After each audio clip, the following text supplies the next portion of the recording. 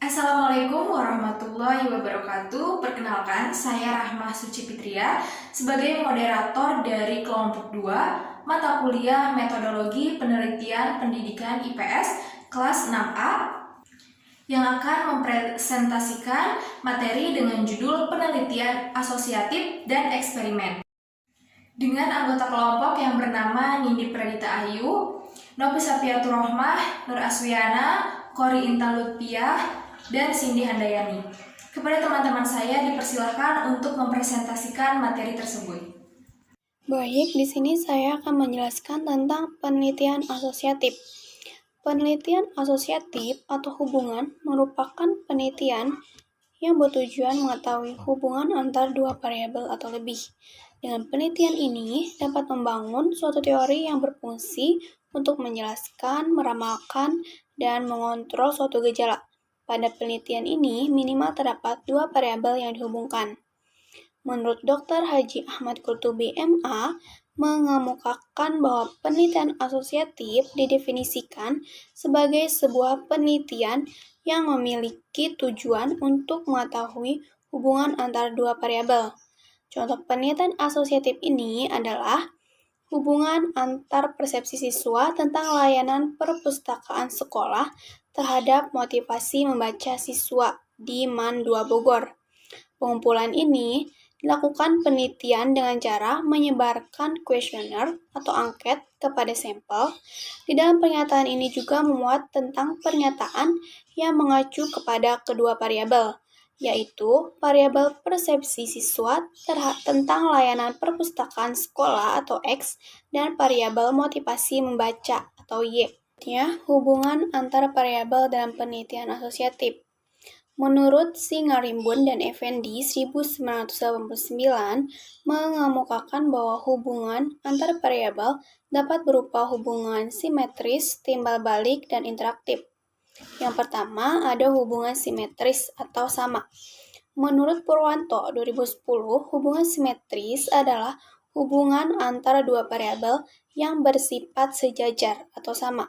Kedua variabel berkaitan secara fungsional, misalnya hubungan antar petani dengan cangkul, hubungan guru dengan murid, hubungan dokter dengan pasien, dan sebagainya. Contoh judul penelitian simetris misalnya, hubungan antar kemampuan matematis dengan kemampuan berbahasa pada kelas 5 di SDN 9. Yang kedua ada hubungan kausal atau sebab akibat. Hubungan kausal adalah hubungan yang bersifat sebab akibat. Salah satu variabel independen mempunyai variabel yang lain atau dependen. Menurut Irawan, untuk menyatakan adanya hubungan sebab akibat harus dipenuhi dua syarat utama, yaitu terdapat hubungan antar variabel bebas atau independent variable dengan variabel terikat atau dependent variable. Yang kedua, terdapat seri urutan yang benar. Diartikan bahwa untuk dapat dikatakan sebagai faktor. Kelebihan penelitian asosiatif yaitu yang pertama, penggunaan metode penelitian asosiatif mampu mendapatkan hasil dari dua variabel atau lebih penelitian untuk menjawab berbagai permasalahan yang saling berhubungan. Yang kedua yaitu penggunaan metode statistik dan statistika yang ada dalam pada akhirnya mampu menjadi sikap ilmiah yang menghasilkan data atau riset yang dilakukan. Kekurangan penelitian asosiatif yaitu tidak adanya kontrol variabel bebas dalam topik penelitian, sehingga hasil penelitiannya hanya cenderung pada tema yang dikaji, padahal di sisi lain, kadangkala ada faktor lainnya yang tidak bisa untuk dicermati, tetapi dapat mempengaruhi pada subjek penelitian. Materi selanjutnya yaitu penelitian eksperimen. Pertama yaitu pengertian penelitian eksperimen. Hakikat penelitian eksperimen atau experimental research adalah meneliti pengaruh perlakuan terhadap perilaku yang timbul sebagai akibat perlakuan. Menurut Hadi, penelitian eksperimen adalah penelitian yang dilakukan untuk mengetahui akibat yang ditimbulkan dari suatu perlakuan yang diberikan secara sengaja oleh peneliti.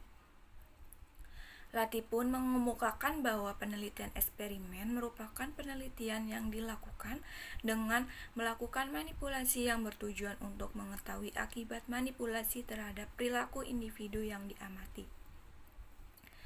Penelitian eksperimen pada prinsipnya dapat didefinisikan sebagai metode sistematis guna membangun hubungan yang mengandung fenomena sebab akibat atau causal effect relationship. Selanjutnya, metode eksperimen adalah metode penelitian yang digunakan untuk mencari pengaruh perlakuan tertentu terhadap yang lain dalam kondisi yang terkendalikan. Berdasarkan definisi dari beberapa ahli tersebut, dapat dipahami bahwa penelitian eksperimen adalah penelitian yang dilakukan untuk mengetahui pengaruh pemberian suatu treatment atau perlakuan terhadap subjek penelitian. Selanjutnya, variabel dalam penelitian eksperimen. Dalam penelitian eksperimen dikenal beberapa variabel. Variabel adalah segala sesuatu yang berkaitan dengan kondisi, keadaan, faktor, perlakuan, atau tindakan yang diperkirakan dapat memengaruhi hasil eksperimen. Variabel yang berkaitan secara langsung dan diberlakukan untuk mengetahui suatu keadaan tertentu dan diharapkan mendapatkan dampak atau akibat dari eksperimen sering disebut variabel eksperimental atau treatment variable, dan variabel yang tidak dengan sengaja dilakukan tetapi dapat mempengaruhi hasil eksperimen disebut variabel non-eksperimental. Selanjutnya, karakteristik penelitian eksperimen. Menurut Eri, ada 3 karakteristik penting dalam penelitian eksperimen, yaitu yang pertama, variabel bebas yang dimanipulasi, yang kedua, variabel lain yang berpengaruh dikontrol agar tetap konsisten, lalu yang ketiga, observasi langsung oleh peneliti. Saya akan menjelaskan materi tentang tujuan penelitian eksperimen. Tujuan umum penelitian eksperimen adalah untuk meneliti pengaruh dari suatu perlakuan tertentu terhadap gejala suatu kelompok tertentu dibanding dengan kelompok lain yang menggunakan perlakuan yang berbeda. Selanjutnya yaitu prosedur penelitian eksperimen. Yang pertama yaitu melakukan kajian secara induktif yang berkait erat dengan permasalahan yang hendak dipecahkan.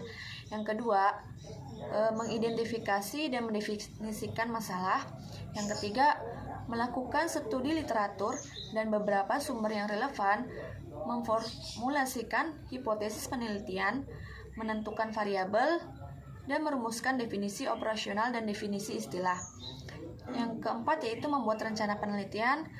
5. Melaksanakan eksperimen.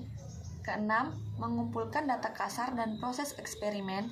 Yang ketujuh, mengorganisasikan dan mendeskripsikan data sesuai dengan variabel yang telah ditentukan.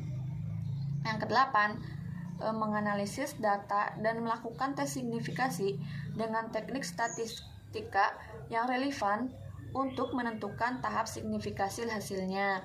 Dan yang terakhir yaitu menginterpretasikan hasil, perumusan kesimpulan, pembahasan, dan pembuatan laporan.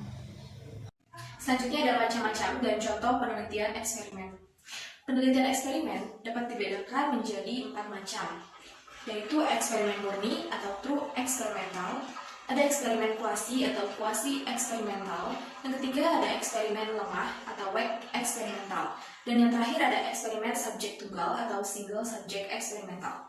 Eksperimen murni sesuai dengan namanya yang merupakan metode eksperimen paling mengikuti prosedur dan memenuhi syarat-syarat eksperimen. Prosedur dan syarat-syarat tersebut terutama berkenaan dengan pengontrolan variabel, kelompok kontrol, pemberian perlakuan atau manipulasi kegiatan, serta pengujian hasil. Metode eksperimen semu atau quasi eksperimental pada dasarnya sama dengan eksperimen murni. Namun, bedanya adalah dalam pengontrolan variabel, pengontrolan itu hanya dilakukan terhadap satu variabel saja, yaitu variabel yang dipandang paling dominan. Yang ketiga ada eksperimen lemah atau weak eksperimental, merupakan metode penelitian atau eksperimen yang didesain dan perlakuannya itu seperti eksperimen, tetapi tidak ada pengontrolan. Nah, variabel sama sekali. Sesuai dengan namanya, eksperimen ini sangatlah lemah kadar validitasnya. Oleh karena itu, tidak digunakan untuk penelitian tesis dan disertasi, atau juga skripsi sebenarnya.